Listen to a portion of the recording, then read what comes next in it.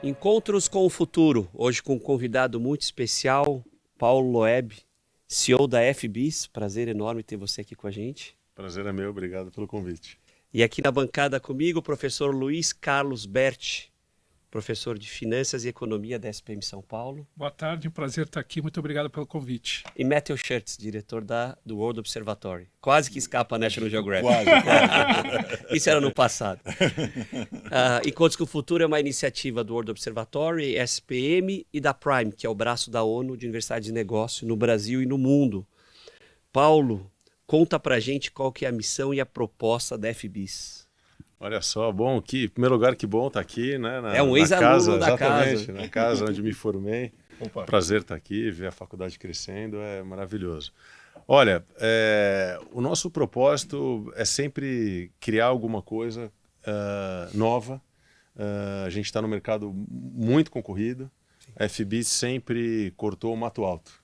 Eu acho que essa é a nossa maior virtude, né? A gente é uma agência que completa 25 anos agora. Essa é a primeira conversa que eu tenho, na verdade, nesse momento de 25 anos. Então, a gente pode falar sobre bastante coisa. Parabéns. No mês que vem, 25 anos de agência, muito tempo, obrigado. Legal. Então, a gente sempre teve à frente de tecnologia e criatividade. De vez em quando um pouco de dor de barriga, porque o mercado nem sempre ainda está pronto para isso. Sim. Mas o desafio é esse. Então a gente criou a área de mobile advertising quando esse nome não existia. Retail media a gente faz há mais de 10 anos, quando o termo também não existia. Conteúdo always on, enfim. Então acho que nosso propósito é criar projetos que combinam tecnologia e criatividade de uma maneira que faça sentido e na frente da concorrência.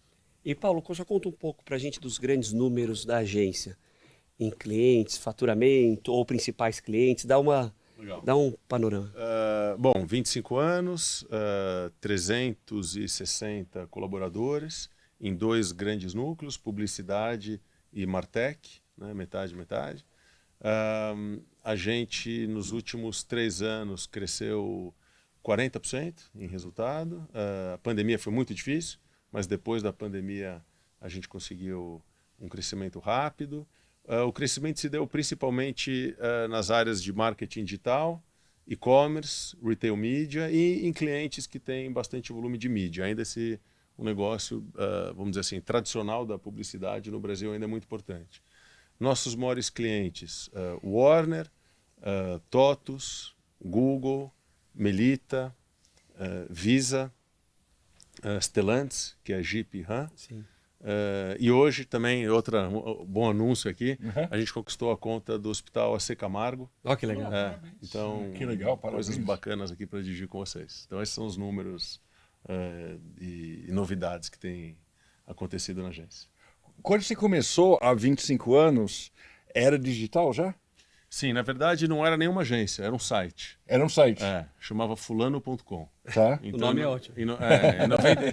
Em 99, claro. Eu trabalhava na Unilever, eu tinha entrado em 90, me formei aqui, fui estagiário da Unilever, e aí fiquei 3 anos lá.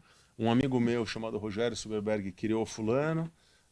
E aí, naquela loucura da internet, na bolha da internet, sim. enfim, muita gente... A primeira bolha. A primeira bolha, infelizmente estourou. E aí tive uma conversa difícil lá em casa, né? Explicar para meus pais que eu estava trocando... Não lembro. Imagina como seus pais adoraram isso. Não foi uma conversa fácil. E aí a gente começou a viver de publicidade. O Fulano era um veículo. E Veículo de... Um veículo como era o UOL, como era o IG, como era o Terra, um site. Um site de notícias. Não, de entretenimento. Entretenimento. Era um grande jogo de trivia, de quiz. As pessoas entravam, respondiam perguntas, ganhavam pontos e trocavam pontos por prêmios. Era um show do milhão, assim, bacana. Que legal. E a gente cresceu muito, porém a bolha estourou, quem comprava mídia no Fulano eram outras startups, e essas startups lá no ano 2000 começaram a quebrar uma atrás da outra. E aí a gente tinha que, enfim, já tinha lá umas 150 pessoas trabalhando. Ô, louco. No alto dos meus 23 anos de idade. Nossa O que a gente senhora. faz? E a gente então começou a fazer sites para outras empresas. Sim. Como a gente fazia o Fulano, que era muito complexo na época, a gente, enfim, tinha vários programadores, programávamos em várias linguagens, tinha servidor de banner, personalização de conteúdo. Era um negócio relativamente sofisticado. Então não era tão difícil para a gente fazer sites para outras empresas. O nome Fulano era estranho. Então a gente criou Fulano Business, que é pior ainda. FBIS. Ah, é daí? Muito bom. Então, se alguém estiver ouvindo a gente e virar nosso cliente, vai receber lá uma nota fiscal, Ainda, fulano.com.br SA. Pode pagar. Gente. Não é golfe. Essa é a história. Não, até aproveitando esse gancho, assim, eu tinha imaginado algumas perguntas, mas não sei nem por onde eu começo. Acho que uma que você comentou sobre a questão dessa adaptação, eu lembro na época da pandemia que eu peguei uma apresentação da McKinsey americana que mostrava um gráfico sobre a dinâmica das empresas na pandemia em relação a perdas e lucratividade, para você fazer uma análise do setor. E um dos aspectos que eu estudei nessa apresentação foi justamente o cruzamento disso com aspectos de resiliência das empresas em aceitar a pandemia e a mudar, por isso que eu quero entrar na parte digital. Né? Como é que você enxergou, acompanhando as empresas por trás da sua agência, em relação à aceitação de uma dinâmica diferenciada da necessidade de você ir para um digital? Acho que Renner foi um exemplo, né? E setores que acabaram praticamente quebrando por causa da inoperância. Então, assim, a gente teve aqui, por exemplo, pais de alunos, né? Uma aluna que a família tinha agência de turismo com acho que 80, 90 pessoas, quebrou. Sim. Ficou ela e a mãe, sim, tentando fazer com que a agência sobrevivesse. E a gente pegou muito no varejo empresas que não tiveram essa resiliência. Como é que você, no lado da agência, você teve essa percepção também ou não? Duas coisas aconteceram simultaneamente. A nossa área de e-commerce, de dados, de transformação digital, aumentou numa velocidade absurda, né? Porque os clientes tinham que fazer negócio através do e-commerce, não tinha loja física.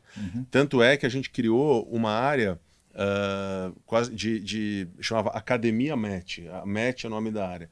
É uma área de treinamento de pessoas para trabalhar com a gente, porque não tinha mão de obra, tamanha a velocidade que estávamos crescendo durante a pandemia nesse setor. Desse pessoal, qual foi o percentual que se manteve na agência? Hoje, olha, das quase 400 pessoas que estão na agência, mais da metade entrou durante a pandemia. Mas através desse mecanismo que vocês fizeram de então, para a unidade de Martech, sim. Tá. Mas, ao mesmo tempo, a gente sofreu muito com a publicidade. Então, em grande parte, perdemos receita de empresas que não estavam focando ali na construção de marca ou investindo em narrativas que não estavam ligadas a vendas de curto prazo. Sim. Então, essas duas coisas aconteceram simultaneamente. A gente teve crescimento de projetos de conversão de curto prazo e uma pausa de trabalhos voltados a médio prazo. Quando a pandemia estava ali próximo do fim, os nossos clientes que ficaram ali mais preocupados em redução de custo, menos verba de mídia e menos construção de marca, voltaram, e por isso que em 21 e 22 tivemos os melhores anos da nossa história. Então foi um negócio meio maluco. A gente só conseguiu retomar porque a gente conseguiu manter quase que todo mundo ali durante a pandemia. A gente teve muito pouco corte, a gente optou por reduzir nossos salários, mas manter ali uma mão de obra justamente para a retomada, que foi muito forte. Então você tinha já esse desenho estratégico de uma retomada, você estava apostando nisso estrategicamente? Claro, porque a parte mais difícil de uma empresa como a nossa é você construir um time que tem intimidade com o cliente e que sabe operar, né? A matéria-prima de uma agência de publicidade, de uma consultoria, são as pessoas. E se você perde, demora bastante para você reconstruir, sem falar na parte de cultura, de manutenção do ambiente ali de trabalho. Então, eu vi que algumas outras empresas cortaram muito mais, consequentemente a retomada foi bem complicada. Então, Paulo, conta um ponto para gente. Como é que você vê a questão da interação de mídias? Porque vocês focaram, ou pelo que parece, bem nas mídias digitais. Você vê espaço para melhora da integração de mídias com os avanços de tecnologia e com os inúmeros devices que estão saindo? na verdade, a nossa história ela começa no digital, mas viramos uma agência full service há muito tempo. Nós somos um dos únicos casos em que uma agência digital se tornou uma agência integrada. Porque o modelo brasileiro de publicidade, que valoriza muito a compra de mídia, fez com que no início as grandes agências de publicidade focassem na mídia offline, que pagam BVs e pagam rebates, né, de uma maneira bastante Eu intensa. estava na Editora Abril. Então você lembra bem. Eu lembro bem, né? sim. Então, Era um mundo que era acabou. Exato. E nós, do digital, que vivíamos de projetos de homem-hora. A gente vendia ali, literalmente, escopo de trabalho. Só que como os nossos projetos começaram a ganhar um tamanho maior do que o digital, nós também começamos a entrar no mundo offline. Chegou um momento que não fazia sentido ser offline, digital, online, no-line, vamos dizer assim. Então, por definição do nosso posicionamento ali, sempre trabalhamos de uma forma integrada. Por exemplo, mobile advertising. Muito do que a gente faz hoje já acontecia há 15 anos atrás, quando a gente começou a desenvolver mídia num device celular, onde nem existia ainda modelo de negócio. Né? As operadoras ainda não vendiam mídia no celular. Então a gente foi pioneiro nisso. A gente foi pioneiro em out of home também, com métricas digitais. Então, como eu falei no início da conversa... Desculpe, o que é out of home? Quando você compra mídia em outdoor... Tá. Só que o outdoor se sofisticou demais. Né? OH, eletromídia, antiga Elemídia, você consegue hoje comprar uma mídia, até mesmo na televisão, seguindo métricas que nasceram do mundo digital. Isso é muito bacana. Então o mercado já possibilita uma sofisticação de compra e de aferição de resultados de uma maneira muito interessante. O tal do Media Mix Modeling que você faz hoje, não dá para você imaginar uma proposta para o cliente sem entender qual que vai ser o ROI dessa ação de uma maneira independente. É um relatório só. Se é digital, se é offline, se é mobile, não mesmo importa. no offline você consegue medir esse retorno? Claro, claro. Grande parte, por exemplo, das nossas relações pressupõe a gente ter dados, por exemplo, de vendas dos nossos clientes. E você consegue fazer uma relação direta entre a mídia, a criação e o resultado para o cliente. Medindo os picos? Claro. Ou abertura de conta em banco, ou abertura de conta e investimento na conta. Quer dizer, a sofisticação das métricas, que a turma chama de KPIs, né? É bastante sofisticada. Ô Paulo, isso aí eu tenho curiosidade, cara.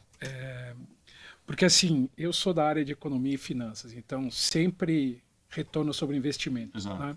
Uma empresa investe em mídia, ela consegue, por exemplo, eu imagino numa ação de merchandising, ok? Você vai ter uma promoção, etc. e tal, ele vai ter custos, né? Entre o custo da mídia e você imagina o retorno que ela vai gerar para você em termos de venda. Sim. Isso é responsabilidade da agência ou em conjunto, agência e empresa, você monitorando o lado, por exemplo, das suas métricas alinhadas à empresa e a empresa versus aquilo que ela tem de retorno sobre o mercado em termos de, sei lá, indicadores internos de redução de custo, otimização dentro de processos produtivos. Como é que funciona isso?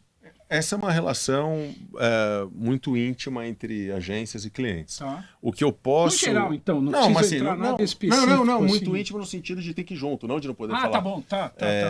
Então, assim, é papel da agência colocar o cliente certo, na hora certa, na loja, vamos dizer assim, do cliente, se o assunto é e-commerce. Agora, se o produto está ou não disponível, Não é sua responsabilidade. no preço correto. Então, existem limitações do lado da agência para a gente definir um resultado ótimo no final. Agora, o que a gente consegue fazer, se tiver essa relação íntima que eu comentei, é você não investir quando aquele produto está indisponível. Lógico. Ou investir mais de acordo com os resultados que você afere online. Então a beleza é que a gente consegue fazer isso numa velocidade tal, ainda mais com AI agora, com inteligência artificial, que daqui a muito pouco tempo, até a precificação dos produtos é feita de uma maneira automática, é dinâmico. Então você tem os produtos ofertados de uma maneira inteligente. Existe já, fora o Uber, em outras áreas. Sim. Grande parte de produtos que a gente vê em e-commerce são determinados por uma velocidade... Por algoritmo. Por algoritmos. O Uber é interessante, né? Porque assim, você vai monitorando, por exemplo, o preço chegando perto, por exemplo, de saída de show, ele vai numa escalada assim, logarítmica. É preço dinâmico mesmo. É preço dinâmico. Considera oferta e demanda. Isso acontece em produtos físicos. Tudo na internet. Então, a cada tecnologia que a gente enfim, aplica na relação, ao mesmo tempo, e acho que é importante a gente falar isso aqui numa universidade também que está no nome, né? Enfim, propaganda e marketing. Eu acho que como que a gente faz com que o insight vindo de nós, as decisões definidas por nós, convive com o avanço da tecnologia, né? Eu acho que a tecnologia sempre será um grande apoiador e facilitador do nosso trabalho. Em alguns casos, vai substituir. Mas é muito importante essa reflexão de como a gente consegue vislumbrar o convívio dessas duas possibilidades. Paulo, deixa eu te perguntar um ponto em relação a conteúdo. Como vocês enxergam na agência a questão, por exemplo, de branded purpose, conteúdo com propósito, colocar a marca dentro de conteúdos, tanto para offline como online, tentar usar mais essa métrica americana, de tornar quase que irresistível, criar seguidores mais do que consumidores. Como é que vocês planejam isso? Olha, metade da nossa área de criação hoje é formada por um núcleo de conteúdo. E acho muito importante a gente entender as diferentes áreas dentro da área de conteúdo. Existe um conteúdo always on, por exemplo, que é um conteúdo que sobrevive lá com o produto, com o serviço, independentemente da campanha que está no ar. Mas existe o conteúdo criativo associado a essa campanha. Existe o conteúdo, por exemplo, de SEO dos e-commerce, onde você trabalha a descrição dos produtos para serem mais bem... Recebidos pelo mercado. Não é nem recebidos pelo mercado. Encontrados pelos algoritmos dos buscadores. É um conteúdo técnico. Existe o conteúdo dos influenciadores.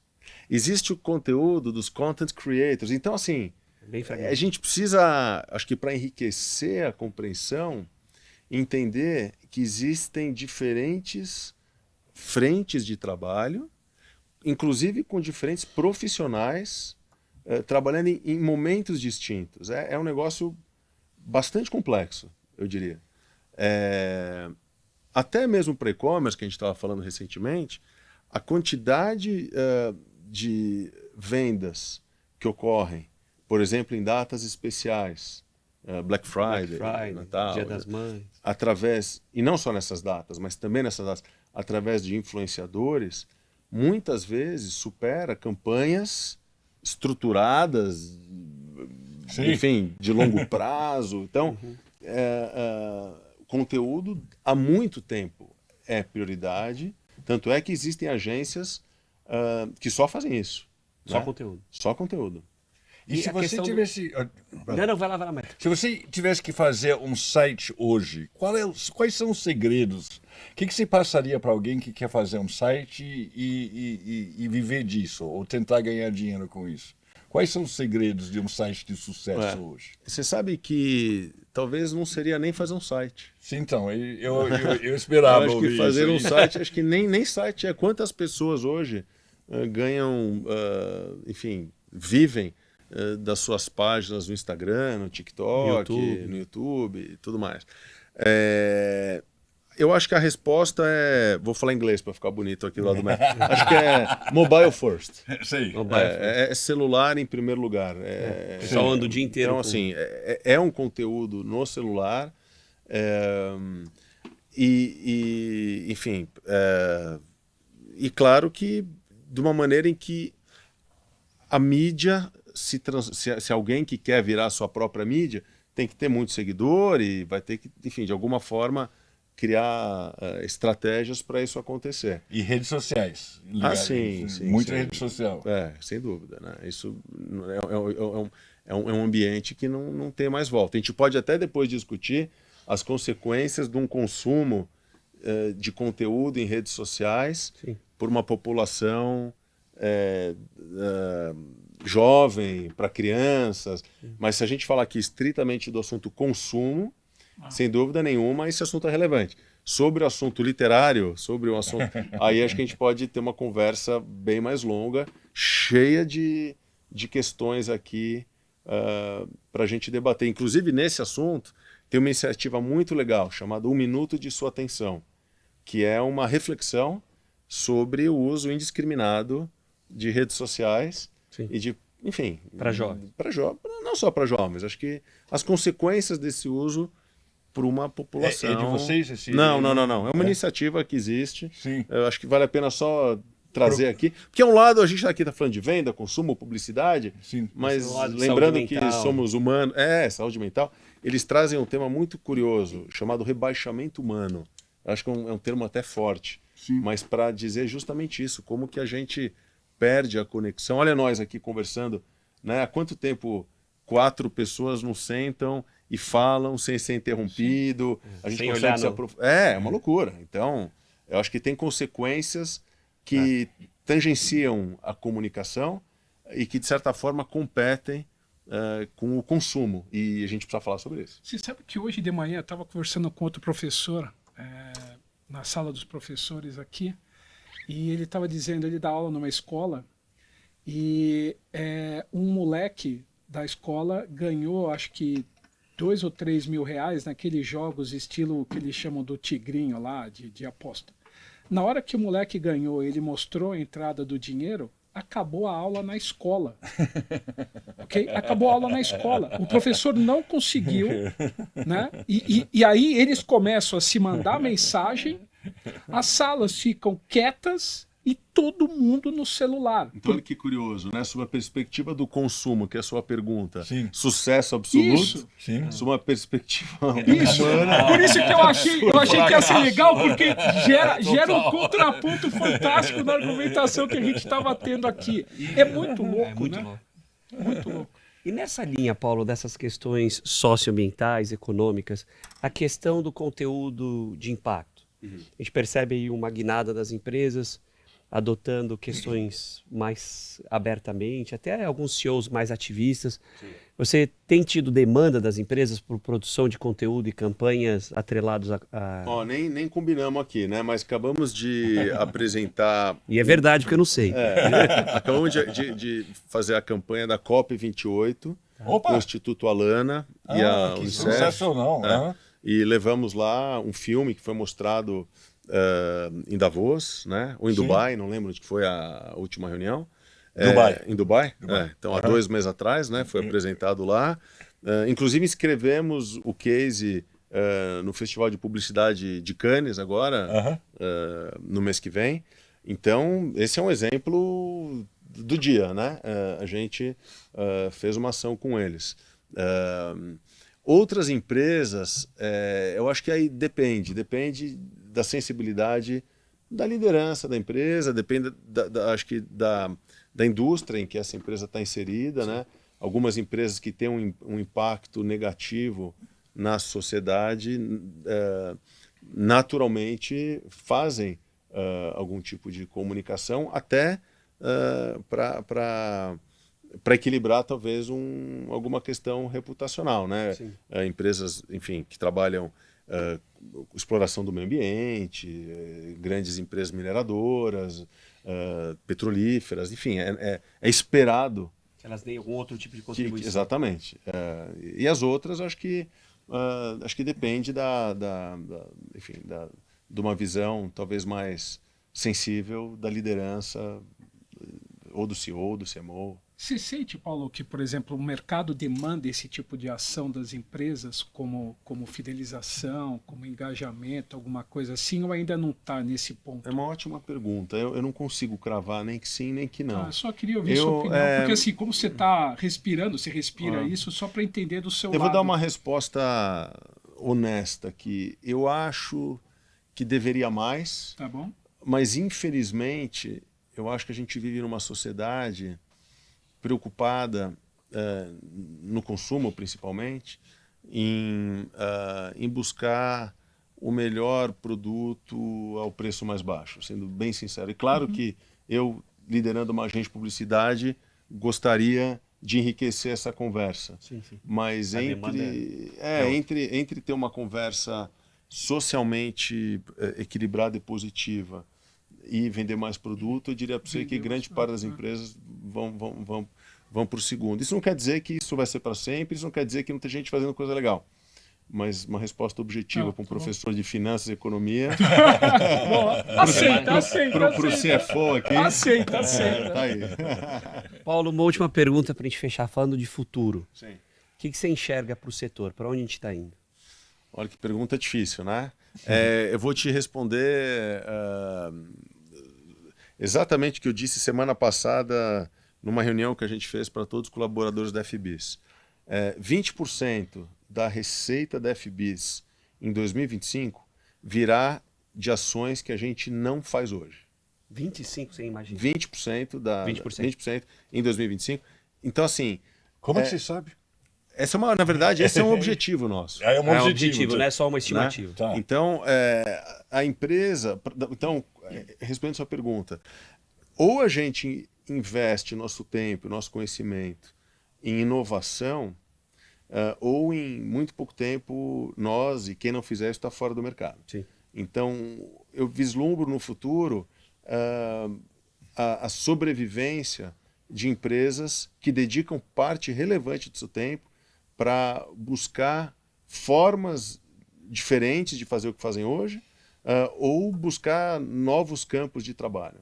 Se não tiver esse tipo de atuação, eu acho que todos nós seremos engolidos. Instituição financeira, instituição de educação, agência de publicidade, né? Olha a gente aqui, né? Numa faculdade com esse tipo de iniciativa aqui. Isso não existia quando eu estudava aqui, para dar um exemplo só. Sim. Então, a gente incentiva muito ideias que podem vir de qualquer colaborador da agência, buscando inovação, e a gente tem clientes que estão muito abertos a isso. Acho que essa é a melhor resposta que eu posso te dar.